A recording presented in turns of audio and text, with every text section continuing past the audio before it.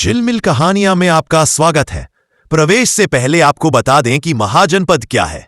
महाजनपद का अर्थ है महान जनपद या बड़े राज्यों का समूह।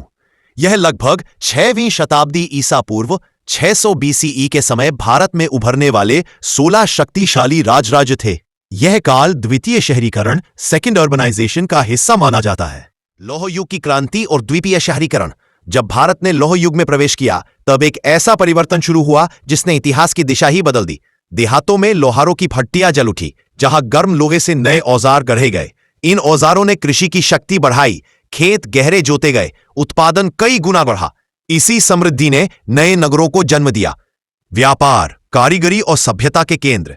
ये वही युग था जब गांव शहर बने और भारत ने दूसरी बार शहरीकरण की उड़ान भरी। महान साम्राज्य कैसे कायम होते हैं?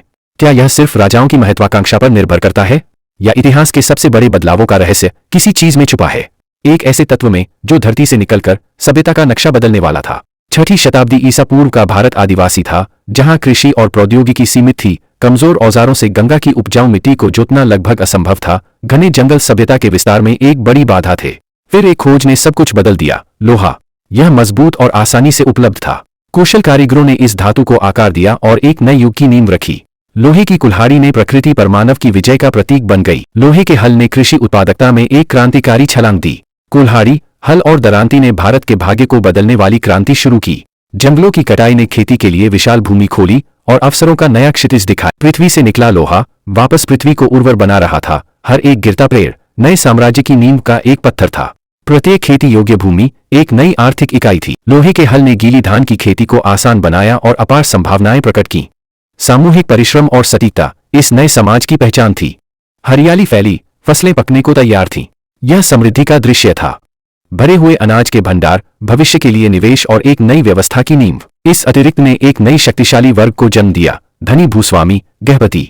समाज में स्पष्ट आर्थिक विभाजन दिखने लगा। अब सभी को खेती करने की जरूरत नहीं थी। नए पेशे उभरे और समाज जटिल होता गया। बाजार गुलजार हुए और अर्थव्यवस्था वस्तु विनिमय से परे बढ़ने लगी। गृहपति, क्षत्रिय और ब्राह्मण के साथ एक नई तीसरी शक्ति बनकर उभरा। इस बदलते समाज में भौतिकवाद और जटिल अनुष्ठानों से परे नए विचारों का उदय हुआ। बौद्ध और जैन धर्म जैसे नए संप्रदायों ने सरल और समानतावादी संदेश दिए।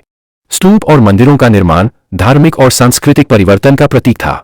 राजाओं ने इस अतिरिक्त पर कर लगाकर केंद्रीकृत राज्य की नींव रखी। कृषि अतिरिक्त ने अर्थव्यवस्था को जन्म दिया और अर्थव्यवस्था ने राज्य को शक्ति दी। इन आर्थिक केंद्रों के आसपास नए शहर उभरे जो प्रशासन और व्यापार के केंद्र थे। विशाल दुर्गों का निर्माण शक्ति, सुरक्षा और केंद्रीकरण का प्रतीक था। पक्की सड़कें और ईंटों के घर एक सुव्यवस्थित समाज की पहचान थे। शहर के द्वार आर्थिक और सामाजिक गतिविधियों का केंद्र बन गए। शहरी बाजार विशेषज्ञता और विविधता से भरे थे जो समृद्धि को दर्शाते थे। शहरी जीवन ने गोत्र संबंधों से परे नए सामाजिक रिश्ते बनाए। ये शहर सिर्फ आबादी के केंद्र नहीं बल्कि शक्ति के गढ़ थे।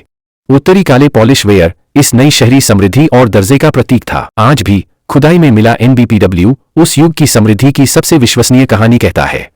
छापे वाले सिक्कों ने अर्थव्यवस्था को क्रांतिकारी ढंग से बदल दिया। करों से एकत्रित धन राज्य की रीढ़ की हड्डी बन गया। लोहे के हल से लेकर विशाल किलों तक का यह सफर आर्थिक क्रांति की शक्ति को दर्शाता है। इस तरह लोहे की ताकत और शहरी समृद्धि ने महाजनपदों को जन्म दिया, जिन्होंने भारत का भविष्य बदला। इस नई आर्थिक शक्ति ने राजनीतिक महत्वाकांक्षा को जन्म दिया। छोटे और जनजातीय जनपद अब पर्याप्त नहीं थे। अधिक भूमि, अधिक संसाधनों और अधिक शक्ति की लालसा ने एक नए राजनीतिक खेल की शुरुआत की। इस प्रतिस्पर्धा के कुंडल से छोटे जनपद या तो विलीन हो गए या जीत लिए गए या फिर शक्तिशाली होकर उभरे। इसी तरह 16 महान राज्य या महाजनपद का उदय हुआ जो अब पूरे उपमहाद्वीप पर अपना प्रभुत्व जमाने के लिए तैयार थे।